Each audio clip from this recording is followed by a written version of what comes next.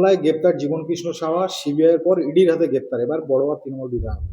মোদি ফিরতেই 26-এর ভোটের আগে আবার তৎপর ইডি। 26-এর আগে কি বাংলায় ভোট পেতে ধরপাকড় খেলা এটা?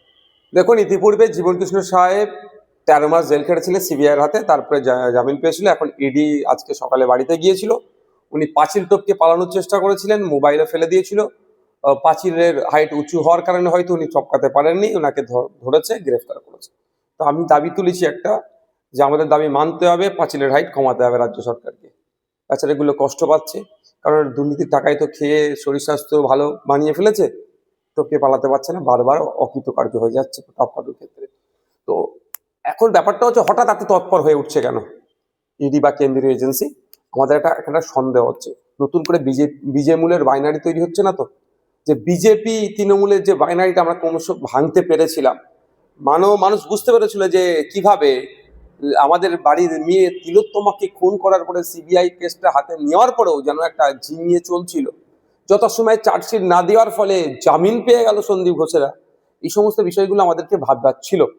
তো নতুন করে জীবন কৃষ্ণ সাহেবকে ধরাতে একদিকে যেমন পজিটিভ দিক, যারা দুর্নীতি করেছে দ্রুত ধরুক, সাথে সাথে আমাদের একটা, কারণ গোলপুরা গরু সিগুদুরে মেঘ দেখলে একটু আতঙ্কিত হয়।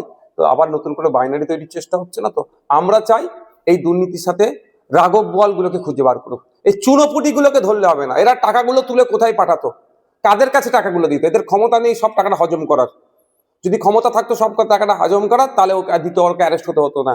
কিন্তু যারা হজম করে নিল, যাদের কাছে টাকাটা তুলে পাঠাতো, অর্থাৎ দুর্নীতি করতো, দুর্নীতির টাকাটা পাঠাতো, তাদেরকে খুঁজে বার করা। সেই রাঘব বোয়ালগুলোকে ধরা হোক, ধরে তাদেরকে জেলের মধ্যে রাখা হোক। শিক্ষা একটা পুরো প্রজন্মকে শেষ করে দিয়েছে দুর্নীতির কারণে। আজকে উচ্চশিক্ষায় শিক্ষিত হতে মানুষের অনীহা। আপনি খোঁজ নিয়ে দেখুন, ক্যালকাটা ইউনিভার্সিটির কথা যদি বলি, প্রায় 50% সিট এখনো খালি রয়ে গেছে, অর্থাৎ ভর্তি হয়নি। কেন? কারণটা কি? উচ্চশিক্ষায় শিক্ষিত হওয়ার যে প্রতি অনীহা। কারণ চাকরি নেই, চাকরি হলে আবার দুর্নীতি হবে। এটা বন্ধ হওয়া দরকার।